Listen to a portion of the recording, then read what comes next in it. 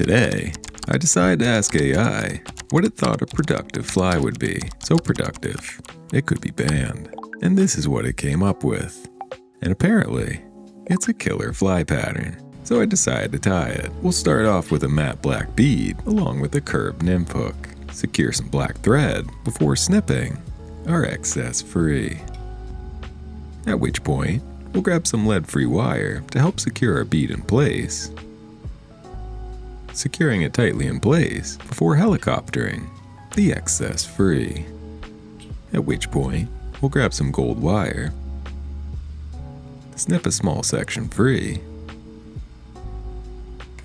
and repeat this process, inserting it into the bead, securing it tightly in place, but this time, wrapping it backwards, slightly into the bend of our hook. And if you'd like to try this one out for yourself, you can win it by commenting #flies in the comments below. And if you don't win, you can always find the materials in the description to tie it up yourself.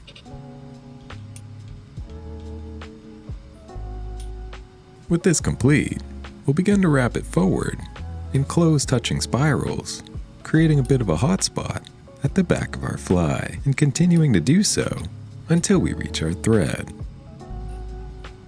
At which point, we'll secure it tightly in place, taking thread wraps both in front as well as behind our wire before helicoptering our excess free. Next up, we'll grab some CDC, here I'm using tan, along with some pheasant tail in a natural color. Strip a few fibers free, mix them together, and secure this cluster to the back of our fly, creating our tail. Given the image, I think these are two materials that'll closely match what the AI was looking for, because I asked it what the materials were, and it clearly had no idea, as you'll see later in the video. With this complete, we'll bring our thread forward, fold over our pheasant tails, securing them slightly behind our bead to help build up some bulk for our body, at which point, we'll continue securing the tag ends in place before inserting some more gold wire into our bead and wrapping it back towards our tail. We'll set this aside, bring our thread forward, and grab some flash. Here I've selected to use a lateral lace, snip a small section free, and secure it to the top of your fly, once again wrapping backwards towards our tail. This will be the first of several materials that the AI was looking for. With this complete, we'll bring our thread forward once again so we can continue building up that body, and this time, grab a small section of thin skin. Here I'm using green. Once again, secure it to the top of your fly and wrapping it backwards towards our tail. Set it aside, return your thread forward, and this time, grab some ostrich herl. Here I'm using brown. We'll secure this to our body, and once again, wrap it back towards our tail, securing our thread once more. And finally, grabbing some peacock herl. We'll grab about 5 strands, snip the tips to even them out, secure them to your body, and finally, for the last time, wrap them back towards our tail. With this secured tightly in place, we'll lay an even thread base, wrapping back up towards the head of the fly.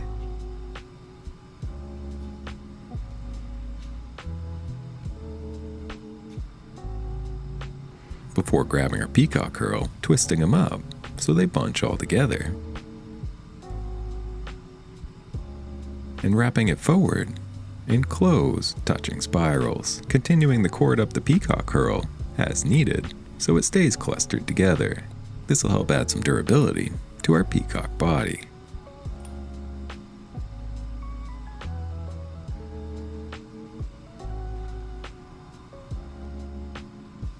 With this complete, we'll secure it tightly in place and snip our excess free. Cover up the tag ends before grabbing our ostrich herl and wrapping it forward, this time in open spirals.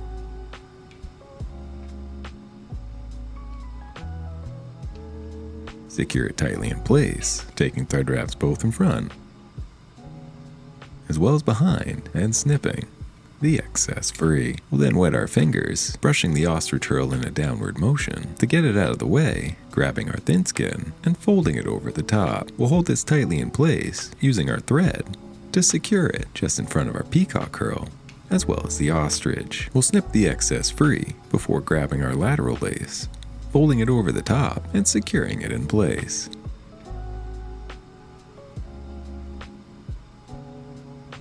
Snip the excess free.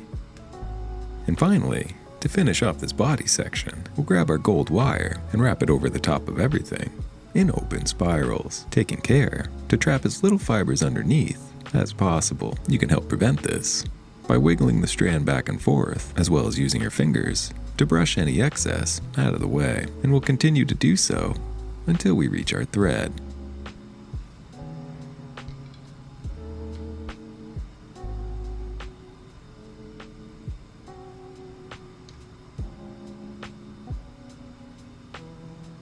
At which point, we'll secure it tightly in place, taking thread wraps both in front as well as behind the wire. And helicoptering your excess free. At which point, we'll begin to work on the wing, starting off with some larger CDC fibers, at which point, we'll try to figure out what this feather is, and the AI apparently had no clue.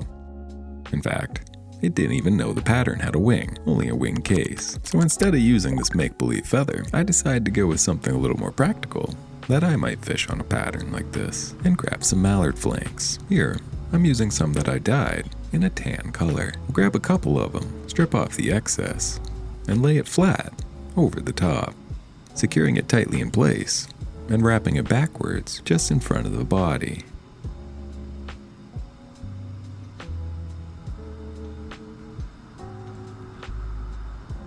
Secure it up towards the bead, taking thread wraps both in front as well as behind before snipping the tag ends free. At which point, we'll grab some grizzly saddle hack. Here I'm using brown. We'll strip some of the excess free, using this as our tie-in point.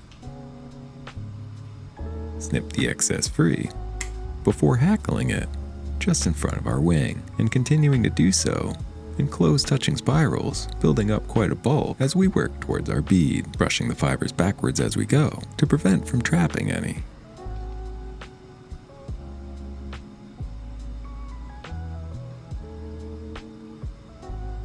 With this complete, we'll secure it tightly in place, taking thread wraps both in front as well as behind, and snipping the excess free. At which point, we'll finally remove this little bit of excess wire, and if you want to find out who has OCD, I'm sure you can find them in the comments below.